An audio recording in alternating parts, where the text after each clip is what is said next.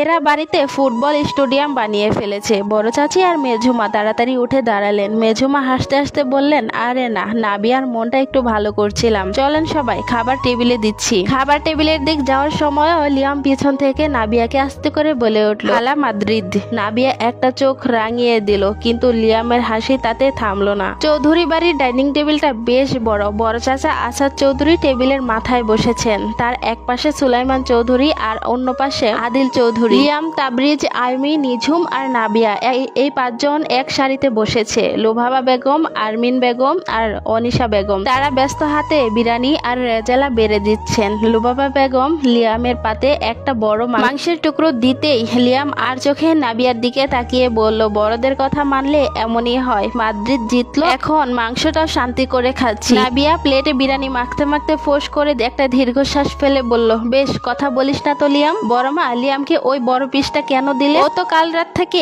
এমনিতেই অনেক বেশি লাফাচ্ছে। অনিশা বেগম হাসতে হাসতে নিজের মেয়েকে বললেন, তুই এত কথা না বলে খেয়ে নে তো মা।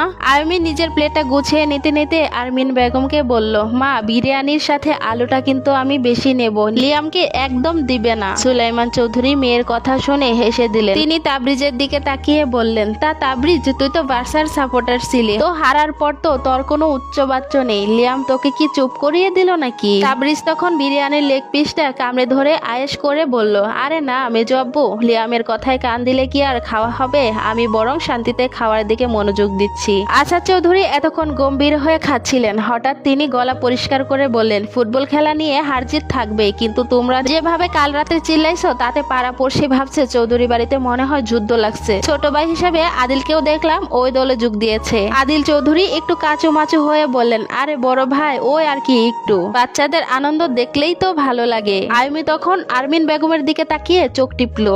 আরমিন বেগম মুস্কি হেসে বললেন, যাই বলো, আমাদের নাবিয়া কিন্তু হারলেও লড়াকো, ও পরের বার ঠিকই লিয়ামকে দেখে নিবে। খাওয়ার মাঝখানে লিয়াম আবার ফিসফিস করে নাবিয়াকে বলল, পরের বার তো পরের বার, আপাতত আজকের পেমেন্টটা কিন্তু তোর বাকি। নাবিয়া চামচটা প্লেটে ঠাস করে রেখে বলল, খাচ্ছি, খেতে দে তো, শান্তি নেই কোনো। সবার হাসাহাসিতে পুরো ডাইনিং রুম যেন গম গম করছে। লুবাবা বেগম আর আরমিন বেগম একে অপরের দিকে তাকিয়ে হাসলেন। তারা জানেন এই একতা আর এই হাসিগুলো এই বাড়ির সবচেয়ে বড় সম্পদ। বড়দের সেই হালকা শাসন আর ছোটদের এই খুনসুটি সব মিলিয়ে একটা খাঁটি যৌথ পরিবারের আমেজ। দুপুরের সেই ইলাহি খাবার দাবারের পর কিছুক্ষণ জিরিয়ে নিয়ে সবাই রেডি হতে শুরু করলো। শুক্রবার বিকেলে এই গ্যাংটার বাইরে ঘুরতে যাওয়া চাই। আজ গন্তব্য যমুনা ফিউচার পার্ক। আয়মি আজ দারুণ সেজেছে। হালকা ল্যাভেন্ডার রঙের একটা ড্রেস পরেছে, সে সাথে মিলিয়ে ছোট দোল। আয়ুমিকে ল্যাভেন্ডার রঙে বেশ স্নিগ্ধ আর সতেজ লাগছে। নিঝুম বরাবরের মতোই শান্ত। সে বেছে নিয়েছে একদম সাদা রঙের একটা কামিজ, যা তার ব্যক্তিত্বের সাথে খুব মানিয়েছে। অন্যদিকে নাবিয়ার মেজাজ এখন কিছুটা চনমনে। সে পরেছে একদম টকটকে লাল রঙের একটা আউটফিট।